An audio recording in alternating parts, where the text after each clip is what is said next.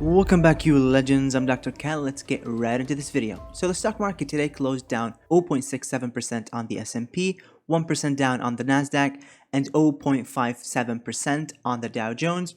Let's take a look at the different stock market sectors. Leading again, guys, is energy, followed by utilities and consumer defensives. So we're now seeing a rotation into the only bull market in the entire market year to date, and that's energy. And we're seeing a rotation into safety in the form of utilities and consumer defensive.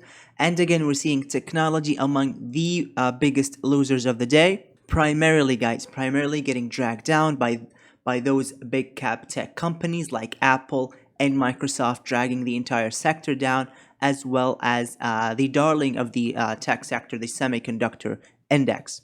Now again, we can see a few pockets of green, including healthcare insurance, right? This is a defensive play, and consumer defensive companies like Walmart, and again, energy really leading the pack. So it's a very typical risk-off day. Let's take a look at what happened on the daily chart of the S&P.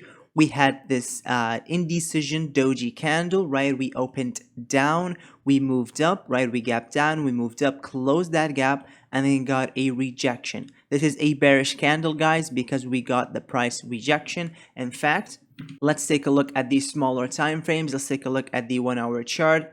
And again, we're seeing a rejection of the 9-period EMA on the 1 hour chart. Let's take a look at the 2 hour chart. We're not seeing any really interesting action on the 2 hour chart, other than the fact that we are clearly now flagging in a bear flag, and a full measured move on this bear flag, guys, would take us, let's take a look. Oh, look at that, $390, assuming that this is the top of the bear flag. Now, the way to properly assess a full measured move, guys, is that we need to have the top, and then we need to see a rollover after a major structure like a bull flag or a bear flag.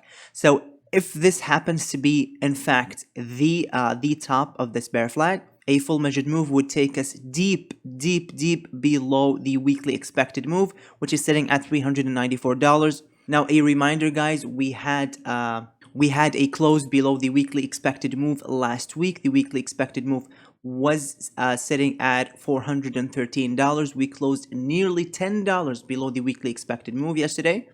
Last Friday. And so it's not entirely out of the question. In terms of momentum, we still have wind at our faces. The momentum oscillators are still pointing squarely down, even on these smaller time frames like the 2 hour chart, right? We are clearly in a bearish downtrend on all time frames, really. And we have this tombstone looking candlestick pattern.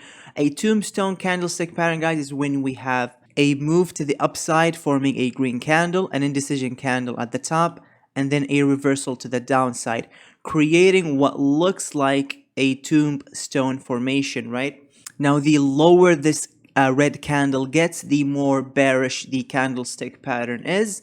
And in this case, the low actually did not take out the open of the day. So it is a bearish looking candlestick pattern. It is not one of the worst candlestick patterns though. Now, with that being said, guys, this is not atypical at all. Look at this sell-off back here after we had this massive move to the downside.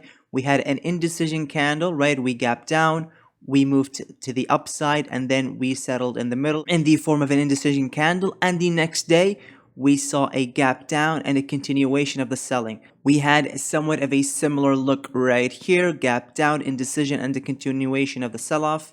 And so this is somewhat common, guys. Now, what I would say to watch for is that we need to watch for either a gap to the upside or a gap to the downside, right? Because this is an indecision candle and a decision will be made tomorrow. So if we gap up, the decision will be made to the upside, more likely. And if we gap down, the decision will be made to the downside. And I do want to show you an example of that happening, guys, right? We had an indecision candle right here in a downtrend. Then we had a gap up the next day, and that made a decision to the upside, and then we moved up for a couple of days before resuming to the downside. So watch for a decision to be made tomorrow by the market, but generally speaking, I am still squarely bearish. I think the downtrend will continue. Clearly, the oscillators are negative. The VIX is rising. Volatility continues to move to the upside, making higher lows and higher highs. So that's very negative. Momentum is now even strengthening on volatility. So we're seeing volatility expanding, and that tends to lead to even bigger sell-offs in the stock market. In addition to that, guys, we're seeing tech, the biggest component of the S&P 500, putting out the worst performance out of all the other sectors, and that will be a major drag on the S&P 500. So just generally speaking, do not be surprised to see some choppiness. We might gap up tomorrow, we might gap down, we might chop around, but eventually I have really no doubt that we will try to revisit this pivot zone right here at $390. I talked a lot about this pivot zone, and it's a major pivot zone because it acted as support, and once we broke through it, it acted as strong resistance, and once we broke through that resistance, we had a retest and a move to the upside. So it's clearly a level of interest, constantly switching between demand and supply, so expect it to be a demand zone as we try to revisit it again. Let's take a look at the triple Qs. We're sitting at a very dangerous zone right here. If we see a gap down tomorrow, we will be taking out this support line. And very unfortunately, guys, that would mean that tech will go back to being the worst performing sector in the entire market. Very reminiscent of the early few months of this year when we saw tech getting hammered and energy outperforming again. And that's the exact same rotation that I'm seeing again, guys. I'm seeing rotation out of tech and into energy. So I'm seeing the inflation trade coming back, even though the Fed is continuing to raise rates. This is kind of worrying, guys, because a lot of the declines that we've seen in inflation over the past couple of months were largely driven by declines in energy prices as well as commodities. And now we're seeing energy and commodities moving back up. So we're starting to see signs of reinflation, and that's not too surprising, especially if you've seen my last video talking about why the stock market crashed. Bob Prince and Ed Hyman explain perfectly why inflation occurred and why inflation can come roaring back as quickly as we've seen it come down. Again, the PPO is now expanding. We're seeing the distance between the slow and the fast moving averages expanding, meaning the momentum to the downside is accelerating. That's very bad news. On the smaller time frames, on the 1 hour chart, we're seeing again a clear bear flag, right? We had 3 rejections. We were simply unable to take back the 9-period EMA on the 1 hour chart. This is the 1 hour chart, and we're not even able to take back the 9-period EMA. This is extremely bearish, guys. Now let's take a look at the IWM, the small caps. Again, the small caps are continuing to underperform the rest of the indices. This is very typical in risk-off moves where we see small cap stocks getting hammered the most. And the IWM, the Russell 2000, can easily go all the way back to $177, all the way down to this pivot zone right here.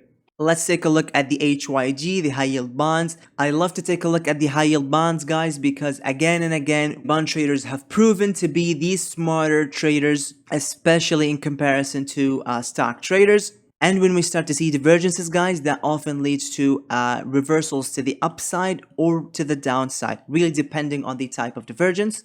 For example, guys, negative divergences like the ones we've seen throughout this year led to every single top in the S&P 500. I talked a lot about this in the previous videos.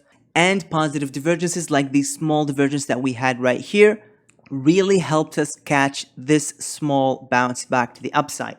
Now, so far in this sell-off, we have not seen yet a divergence, and so the trend continues to be firmly to the downside. Now let's take a look at the dollar index. The dollar index continues to flag. It keeps trying to push to the upside. We have taken out this previous high in a brief wick to the upside.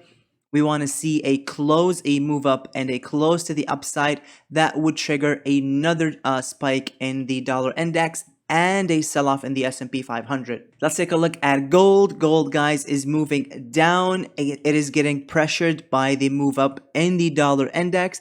And as long as the dollar keeps moving up, gold will continue to move down. But guys, eventually we will have very likely a beautiful divergence where gold will likely put in a lower low on the price action and a higher low on the PPO. And that, in my opinion, will lead to the top in the dollar index and the bottom in gold. Now, the level that I'm watching for the GLD, the Gold Trust, is right around 157. At that point, guys, I'll be looking at the PPO to start to turn back up. And if I see that turn back up, that will confirm a positive divergence and a double bottom formation. Let's take a look at the 10-year yields. The yields are now moving back up. We're seeing a flagging formation. Watch out for a break above 3%, 0.135. That would put a lot of pressure on the bond market, pushing bonds down, and that will push the price of tech stocks specifically significantly down because tech stocks are very sensitive to yields. And the reason for that, guys, is that tech stocks and growth stocks in general are treated as very long-term assets, and the long-term assets are extremely sensitive to yields because bonds are also very long-term assets. And so yields on bonds are always compared to yields on stocks. So the way to compare bonds and stocks is really to compare the 10-year yields versus the PE ratios of tech stocks, of growth stocks. And as yields rise, the PE ratios get compressed and stocks move down. Specifically stocks with high PE ratios. And growth stocks tend to have very high PE ratios. And that includes things like Microsoft, Apple, Google, all of these companies. The 2-year yield, guys, is even more sensitive to Fed action than the 10-year yield. It is a much faster moving yield. And we've seen a new high. This does not bode well for stocks at all, specifically, again, tech stocks. Energy stocks love yields, right? Value stocks and energy stocks love rising yields. Rising yields help energy, and that's why we're seeing energy again outperforming everything else. Now let's take a look at Apple. Again, look at this. Apple down 1.37%. That's lower than the S&P. That's double the move down in the S&P. This goes against the trend that we've seen over the past couple of months, right? Where the S&P was moving up and Apple was outperforming the S&P 500. Now we're seeing Apple underperform the S&P 500. And I did warn about this, guys. This is very common with Apple and bear market rallies.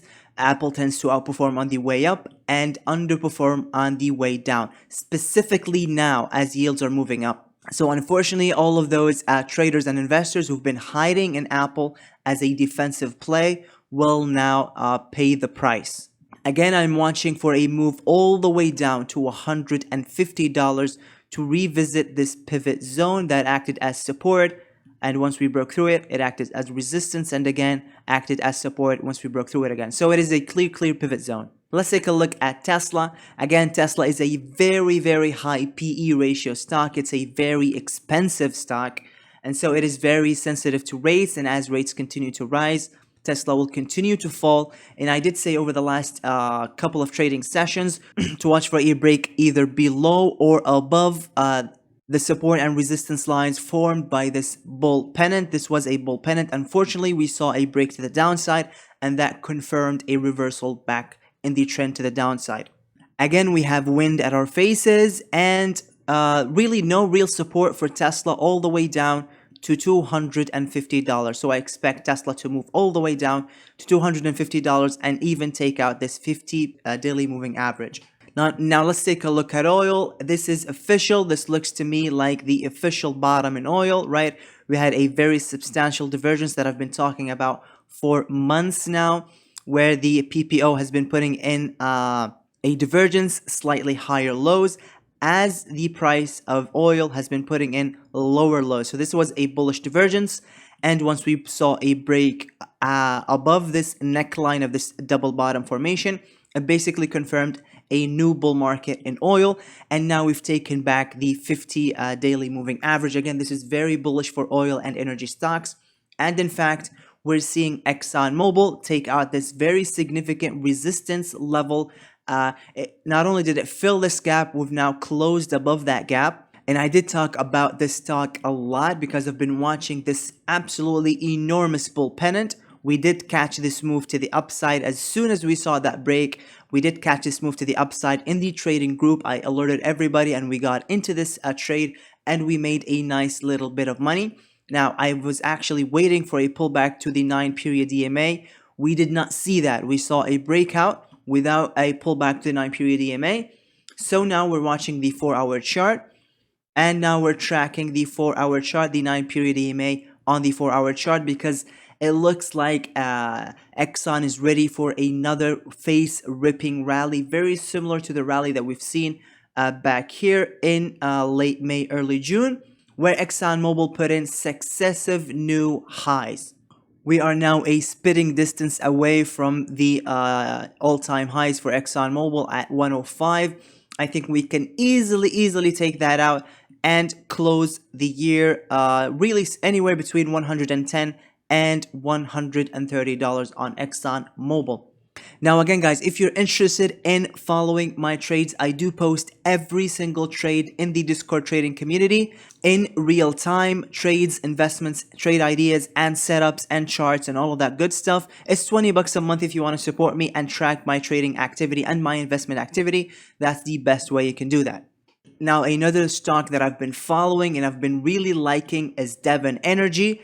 And I like this stock for really two reasons. One, it's been consistently outperforming the XLE, the S&P 500 energy ETF. And so it has been outperforming the rest of the sector. And two, Devon gives us really nice exposure to the natural gas market, especially the liquid natural gas demand in Europe, because Devon exports a lot of liquid natural gas, and so that gives us exposure to both oil and the explosive increases in natural gas prices, especially as Russia continues to cut supplies into Europe and as we approach the winter where really the majority of European homes rely on natural gas for warmth. So I think this is a really beautiful play to take advantage of natural gas prices moving to the upside and the geopolitical situation in Europe at the moment.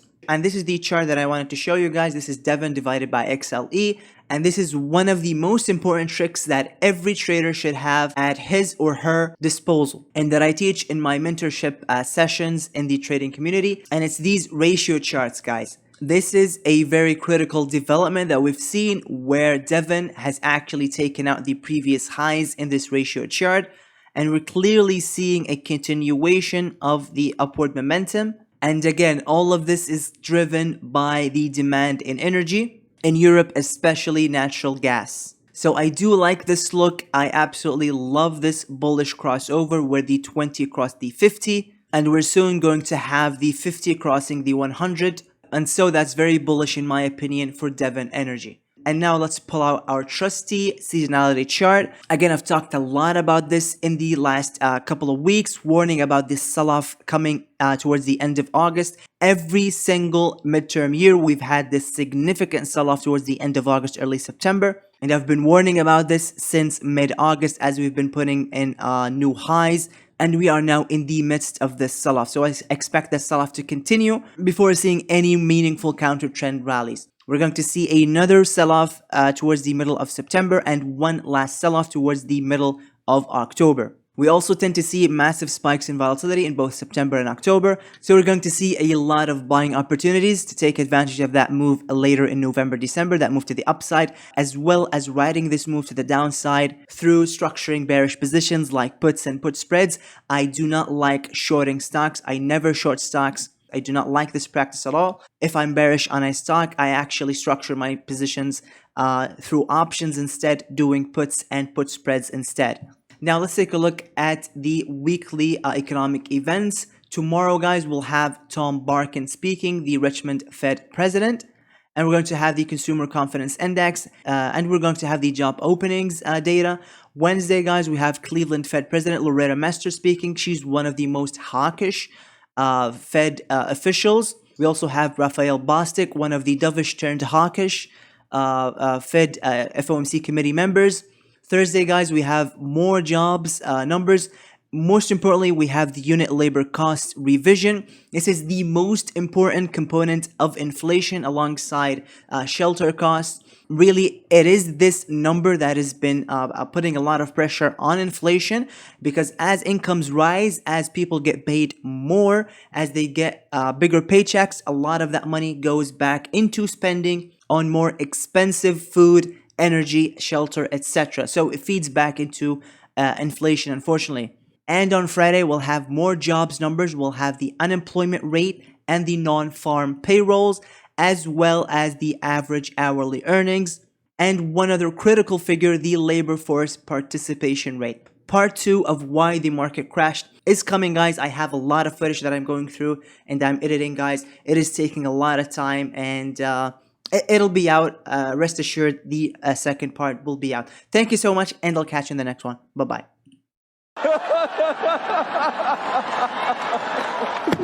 Oh, wow. Wow.